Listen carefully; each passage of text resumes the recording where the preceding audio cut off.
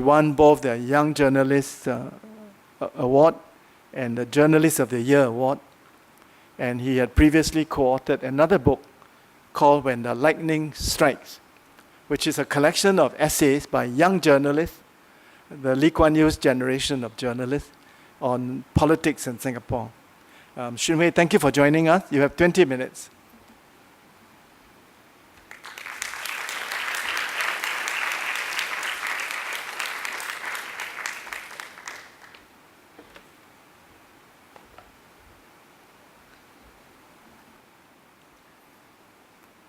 Hi, good evening. I'm very happy to be here at Tembusu College, and a big thank you to Professor Koh for inviting me here. When he first told me to be here and speak on China and giving China's perspective, I was very excited, thinking that, wow, this is my chance to, show off. And then I turn up here today and see Professor Wang Gungwu. And I started shrinking very quickly because Professor Wang is the China expert. He is the Shifu. And so, I will, in Chinese, you'll say 献丑. So I will try to do my best, but stay tuned for the main show after this. I thought it might be useful to look at Sino-Japanese relations through 4 personalities of China. 2 well-known, 2 less well-known, 2 from the past, and 2 from the present. So when looking at Sino-Japanese relations, very often it involves history. And when we talk about history, it always seems like certain things are predetermined, and there's so much baggage between these 2 countries that it's difficult for anything to be unraveled, and the enmity between them might never be resolved, But I think Sino-Japanese relations has a lot more nuance, a lot more texture than we give it credit for. And let's begin with the first person that we talk about today. And very well-known name, Mr. Sun Yat-sen, As Professor Koh pointed out earlier, that the people of Sun Yat-sen's generation, actually the Chinese people of the Sun Yat-sen generation actually saw Japan as an inspiration, Japan as a role model. They looked to Japan as a possible model for the rotting Qing dynasty at that moment and how to modernize China. And the Japanese were very keen to offer their help to this bunch of young, bright Chinese. They saw this pan-Asianism as a bulwark against the Western powers, if you would, And among them, as Professor Koh pointed out earlier, there was Sun Yat-sen, Chiang Kai-shek, Chen Tu-xiu, one of the co-founders of the Chinese Communist Party. All of these people, including Zhou Enlai, spent a lot of time in Japan. And Sun Yat-sen made nearly, 15 trips to Japan. And in fact, he formed Tongmen Hui, which is the precursor to Kuomintang, in Japan, in Tokyo.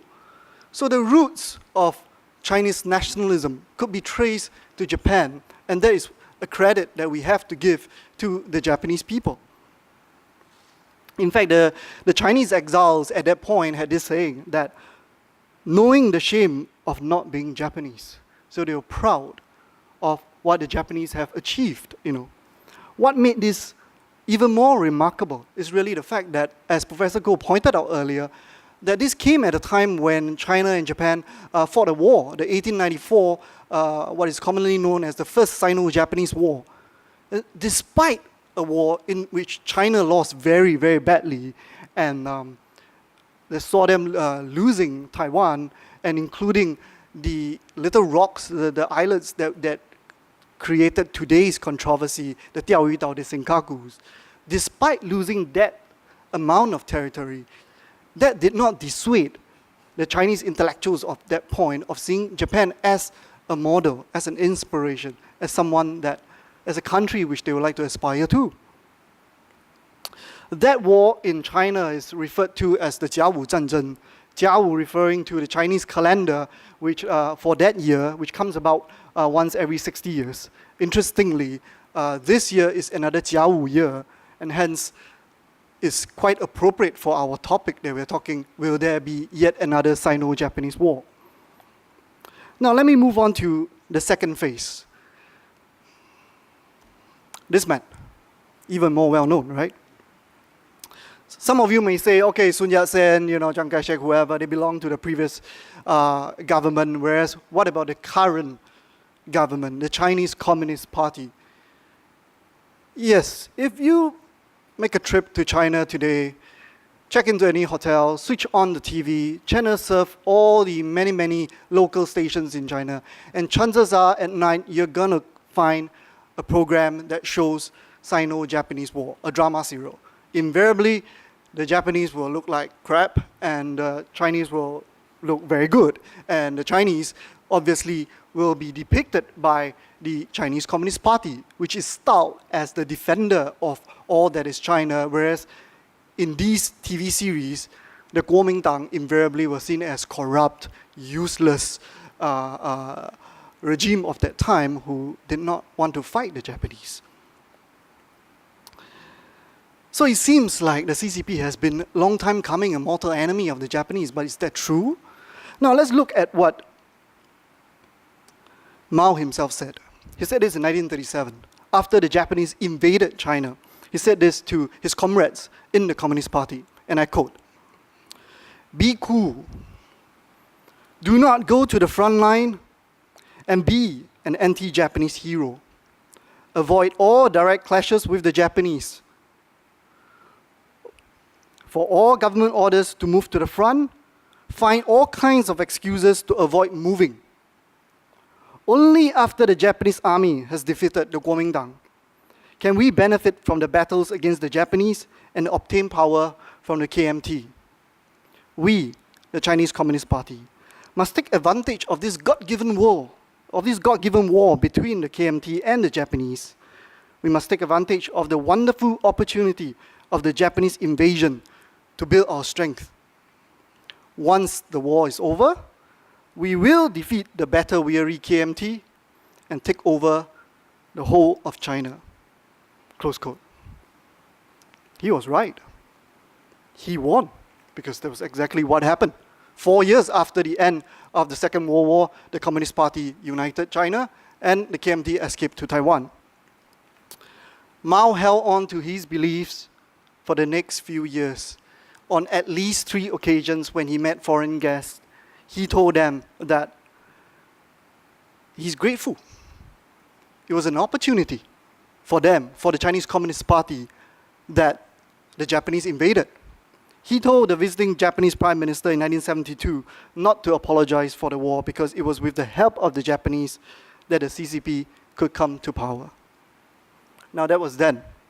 Since then, after the passing of Mao, China has gone through reform and opening. There was the Tiananmen incident, and increasingly we find that